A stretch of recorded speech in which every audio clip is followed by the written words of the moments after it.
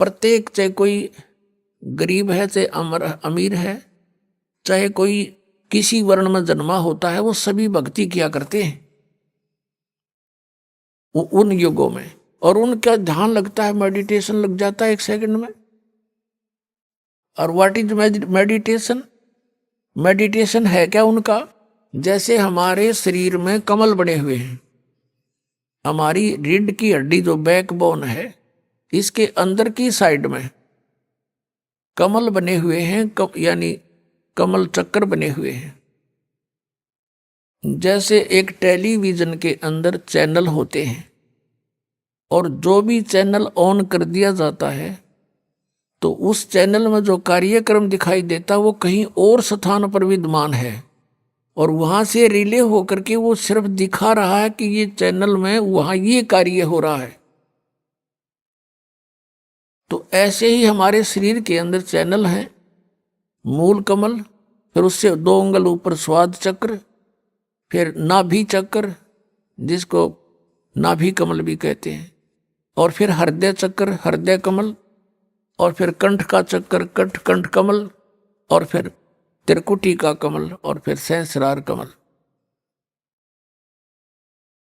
तो इस प्रकार हमारे शरीरों में चैनल बने हुए हैं, कमल है। और जो साधक होते हैं, पुरकर्मी प्राणी, वही परमात्मा की खोज में कोई प्रयत्न करते हैं। तो पहले युगों में प्रत्येक व्यक्ति की समाधि लग जाती थी, मेडिटेशन हो जाता था।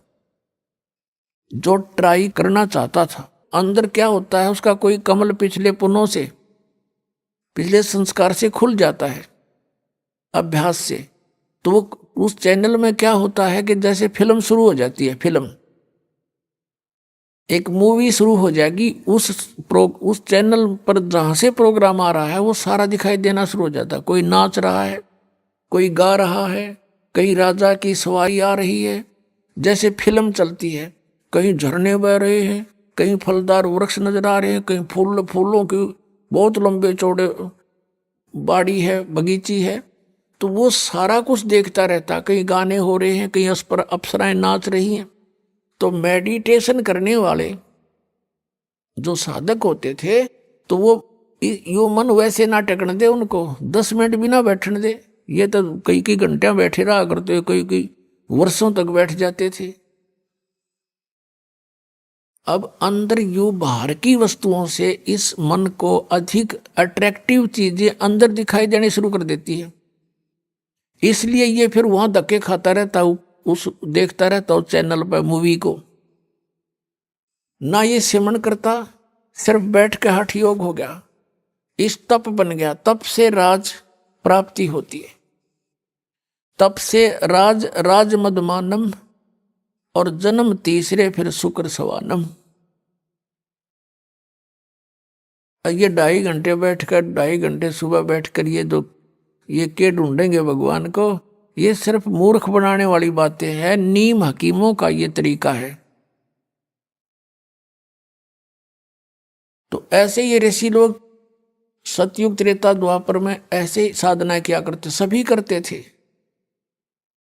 जैसे आपने महाभारत पढ़ा हो तो गीता युद्ध के बाद श्री कृष्ण भी अपना ध्यान करता है, सिमरन करता है, अर्जुन भी बैठ जाता है, ध्यान करते हैं, सिमरन करते हैं। लेकिन सिमरन उस टाइम तो उनका युद्ध का वो था, कल क्या करना है, बेशक वो बैठ जाते थे, लेकिन वो जो समस्या थी उनकी वही उन्हीं पर उनके विचार विमर्श आंतरिक होते थे। भाव ये है कहने का कि उनके पिछले इतिहास से हमें पता लगता है कि प्रत्येक प्राणी भक्ति करने की चेष्टा करता ही रहा है, और उस समय उनकी समाधियां भी लग जाती थी, जिस कारण से वो अपने क्रिया को अंतिम और सही मानते रहे।